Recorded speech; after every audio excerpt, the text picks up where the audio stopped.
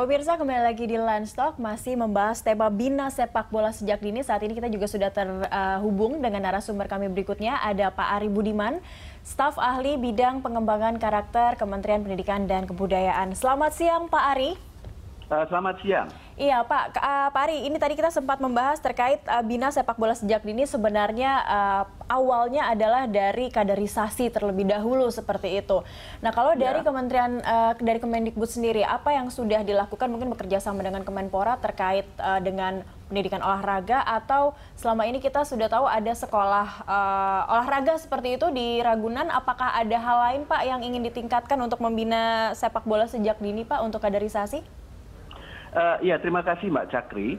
Kalau kita berbicara tadi soal bina sepak bola sejak dini, dan ini menyangkut tentu dengan anak-anak didik atau siswa di tingkat sekolah dasar, apakah sekolah menengah pertama maupun sekolah menengah atas, maka yang pertama tentu kita perlu sama-sama sepakati bahwa sebetulnya kan setiap anak itu istimewa ya Mbak ya.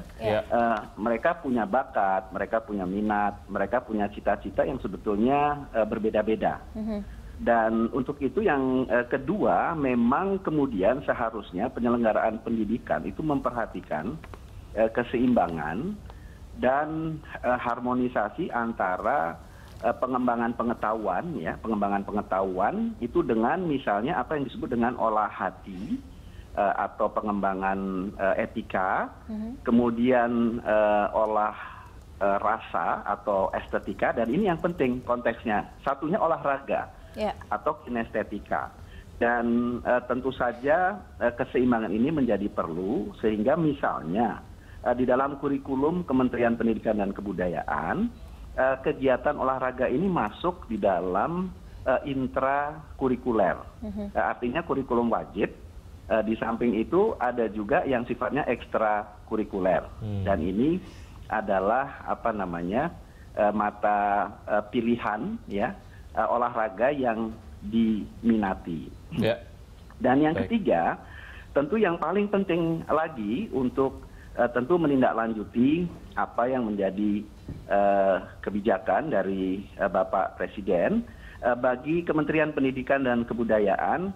Pertama pasti nantinya kami akan berkoordinasi dengan Kementerian Pemuda dan Olahraga.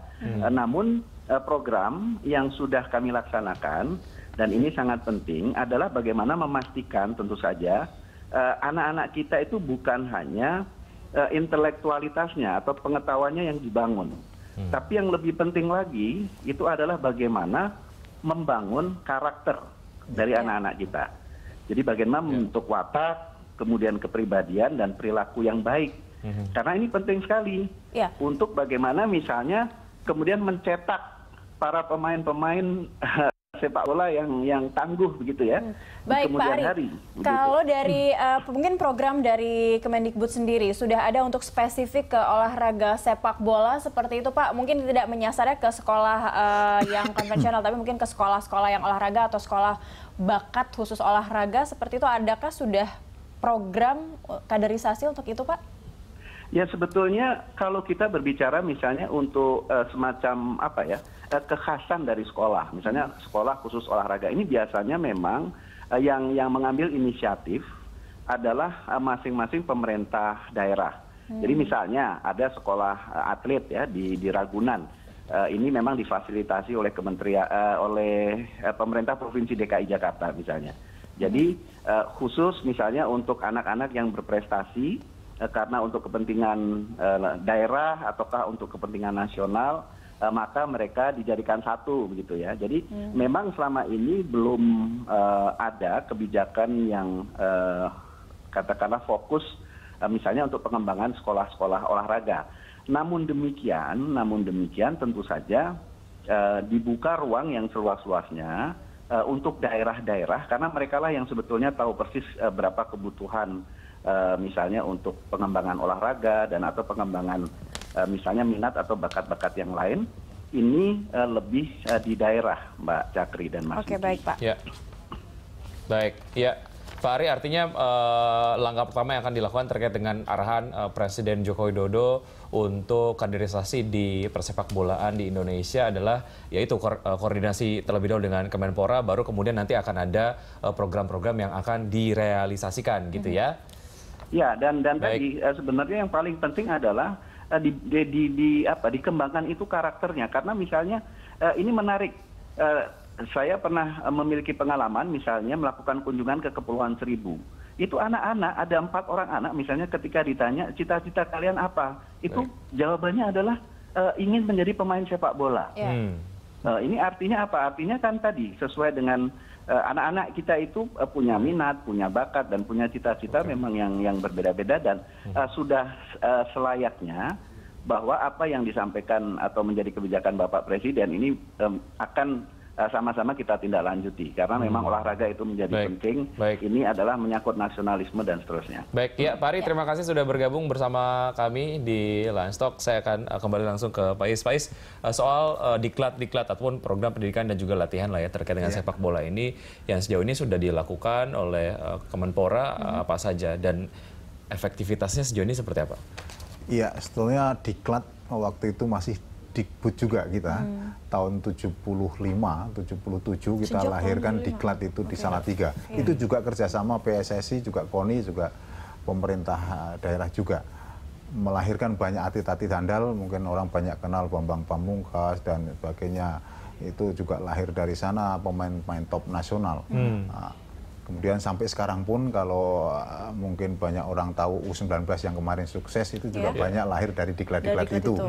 Kemudian yang sekarang kita ciptakan lagi diklat yang kemarin juara Suratin Cup juga anak-anak dari diklat. Intinya sebetulnya pemerintah telah menghasilkan banyak mutiara-mutiara untuk dikembangkan di internasional. Biasanya patah di setelah lulus diklat tadi. Nah, sementara usia emasnya masih cukup lama, menuju 21 tahun, 23 tahun. Maka sekarang kita lahirkan diklat untuk usia mahasiswa, tapi kita batasi umurnya pada 21. Namanya kelanjutan PPLP, PPLM, mahasiswa. Dulu juga pernah ada diklat mahasiswa ini. Mungkin lahir Frank Sinatra, Theodorus Bitbit, Rahmat Darmawan, dan sebagainya. Nah, sekarang semua lapisan akan kita berikan ruang, berikan wadah. Ada mahasiswanya di usia awal-awal mahasiswa, ada pelajar SMA. Yang belum adalah pelajar SMP. Inilah dengan dimulainya kebijakan ini, mari kita tata dari paling bawah. Grassroots tadi masyarakat dengan SMP.